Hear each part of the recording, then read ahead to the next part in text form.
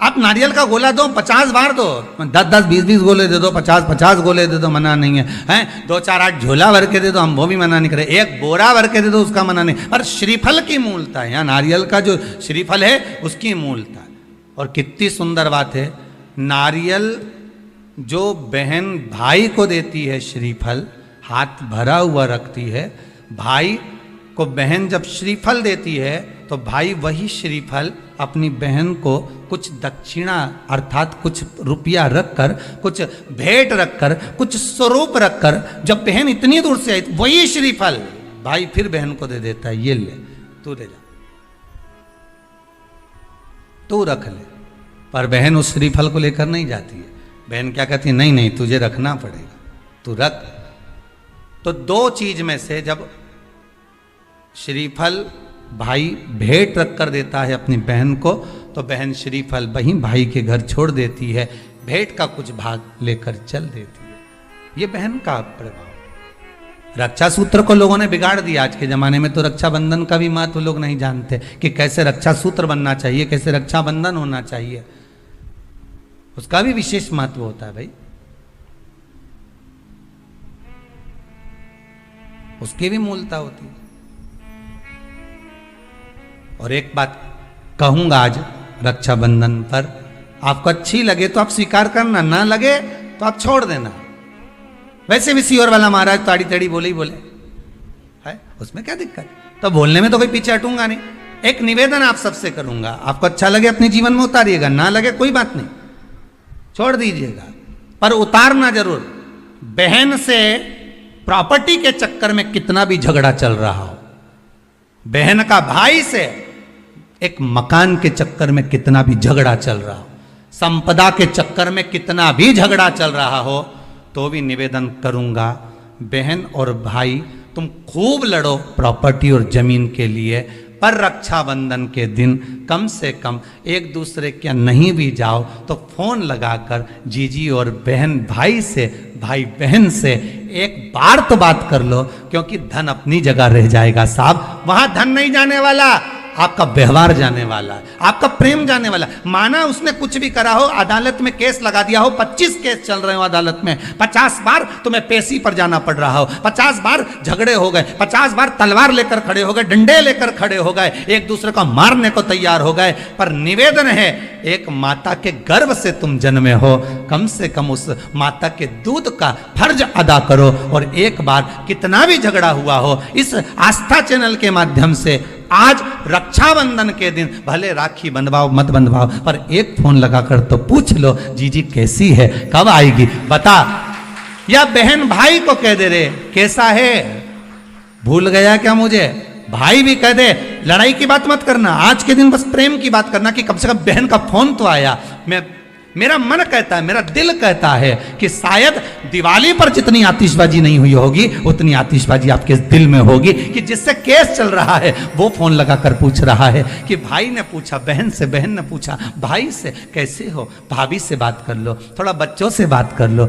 माना अदालत में देखा जाएगा, लड़ाई झगड़े सब होंगे, सब कुछ होगा, कौरव और पांडवों की कथा तो देखो रे कितनी सुंदर है,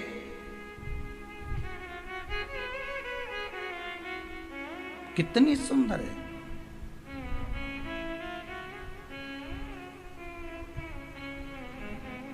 पांडवों की बहन सुभद्रा राखी बांधने कौरवों को जाती है, कौरवों की बहन राखी बांधने के लिए पांडवों को जाती है। जरा विचार करिए,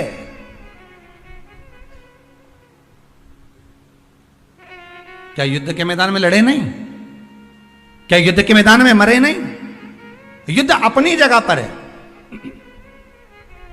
ब्राह्मण साधु संत और बहन बेटी, ये तीन काल का हरण करती है, इसलिए इन तीनों की महत्वता। जब ये राखी जो बनती है ना, ये रक्षा सूत्र जो तुमने बांधा है, ये मोली जो बांधते हैं, कलेवा जो बांधते हैं, ये रक्षा सूत्र बहुत दिन तक जब बंधा रहता है, बंधा रहता है, बंधा रहता है, पूरा समय 8 महीने 9 महीने 6 महीने 4 महीने 3 महीने, जितना भी आप लोग बांध कर रखते हैं, जितना भी 8 दिन 15 दिन 20 दिन जब तक आप बांध कर रखते हैं, उसके बाद में इसको खोलने के बाद कहाँ डाला जाता है?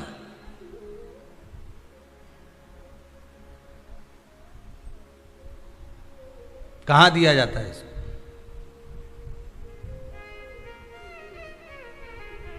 वो रक्षा सूत्र को कहां डाला जाता है?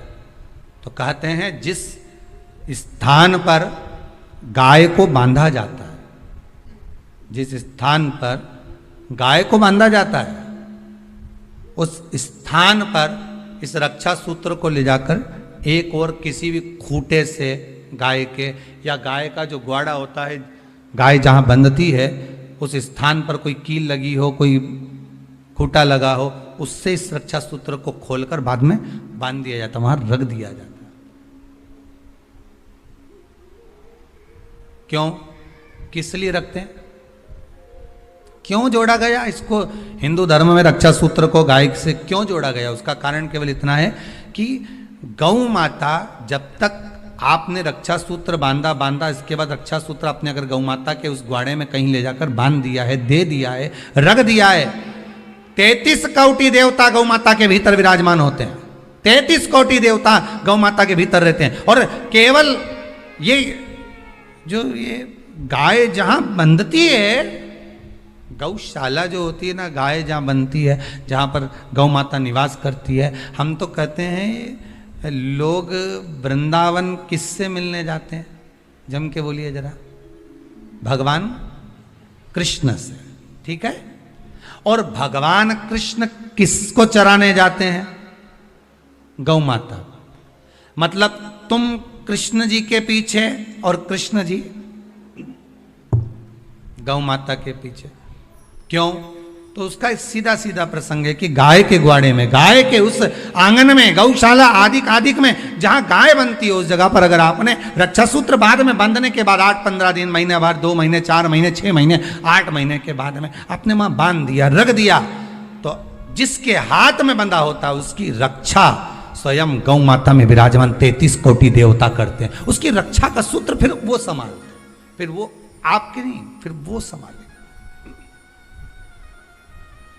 कोई बड़ा काल आ रहा है, कोई बड़ा एक्सीडेंट होने वाला है, कोई ग्रह बेकार हो गया, उसको फिर संभालेगा कौन? वही गौ माता। गाय, बेटी और संत, ब्राह्मण, साधु, सन्यासी, तपस्वी, साधक, उपासक ये संभाल लेते, ये संभाल।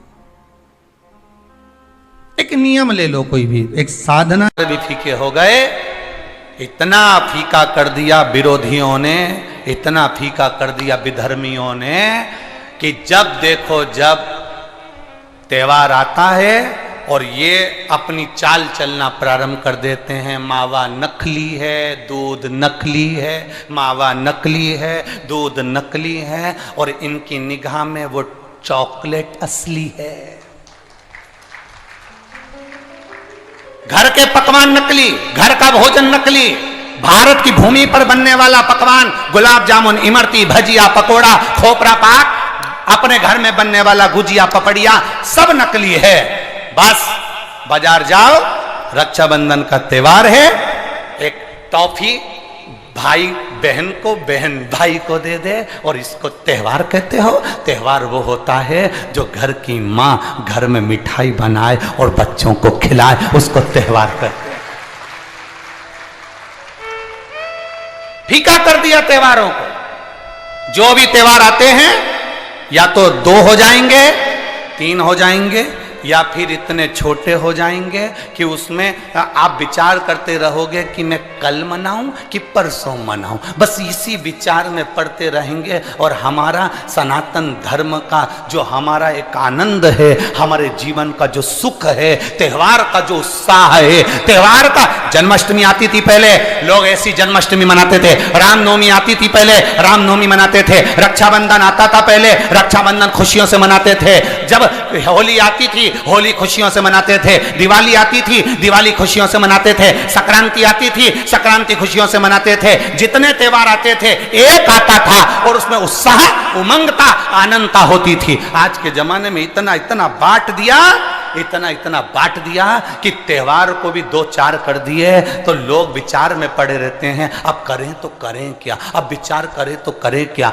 टॉफियों को इतना जरूरी बता दिया कि घर में मेरी माताओं के हाथ की बनी हुई गुलाब जामुन, खोपरा पाक, गुजिया और पपड़िया कोने में पड़ा रहता है, और वो टॉफी एक मूल हो जाती है, एक चॉकलेट मूल हो जाती है। और हम समझ नहीं पा रहे विधर्मियों को, हम सोच नहीं पा रहे कि हमारे सनातन धर्म पर कुठार प्रहार है ये, हमारे सनातन धर्म को नष्ट करने का प्रहार है ये। त्योहारों पर कौन सा एक किसी ने बता दिया, कौन से शास्त्र, कौन से वेद और कौन से पुराण में लिखा है कि त्योहार पर बहन भाई को तिलक लगाए तो टॉफी खिलाए, चॉकलेट दे। यह हमारा सभ्यता, हमारी संस्कृति और हमारा संस्कार नहीं है। यहां तो यह नियम है, बहन भाई को जब राखी बांधे तो बांधने पर उसने अपनी माँ से जो मिठाई बनाई हो वो थाली में रखी हो, और बहन भाई को और भाई बहन को खिलाए, तो माता पिता का आशीर्वाद उसके शरीर में पहुंच जाए, उसके जीवन में पहुंच जाए। हम किन ओर जा रहे हैं? और हम चिल्ला चिल्ला कर कह रहे हैं धर्म की अधर्म का, प्राणियों में विश्व का हो गया। सीधी बात। हम जा पा रहे हैं, हम किस पथ की ओर, हम किस मार्ग की ओर जा रहे हैं?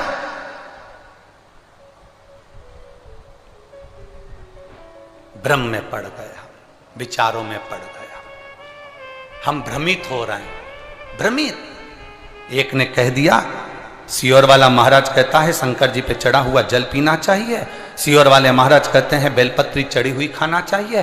फिर कहीं का आ गया जिसको सियोर वाले महाराज का विरोध करना था, उसने कह दिया ना जल पियो ना बेलपत्री खाओ, नहीं तो तुम्हारा जीवन ऐसा हो जाएगा।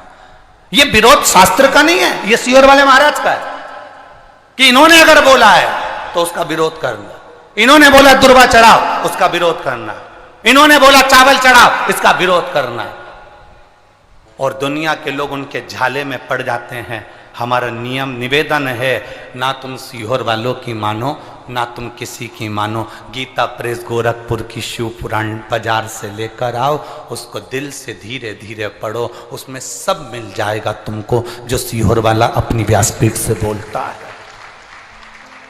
स्कंद पुराण लाओ, नर्मदा पुराण लाओ, लिंग पुराण लाओ, देवी भागवत लाओ, ब्रह्म विवर्त पुराण लाओ, सारी पुराणों को घर में लाकर रखिए और एक एक पुराण का धीरे धीरे अध्ययन करो कि सियोर वाला महाराज कहीं अलग जगह से तो नहीं बात रहा। एक एक पुराण का अध्ययन करो। केवल फेसबुक, यूट्यूब और मोबाइल पर ज्ञान नहीं मिलता कि आप थोड़ी देर खोल के बैठकर आपने ज्ञान ले लिया, ये तो हमने पढ़ा था शास्त्र में ऐसा। शास्त्र को पढ़िए, वेद को पढ़िए, अपने पुराणों को पढ़िए, उसका अध्ययन करिए कि बेलपत्री का चरित्र कहां वर्णन करा। एक बेलपत्र दान का जो वर्णन हमारे शास्त्रों में किया गया, एक वृक्ष लगाने का फल हमारे शास्त्रों में कहा गया, एक भूखे व्यक्ति को भोजन कराने का फल हमारे शास्त्रों में कहा गया, उसको पहचानिए। एक नवयुवक लड़का अपने पिता के सिंहासन पर बैठ गया। आप सभी का स्वागत।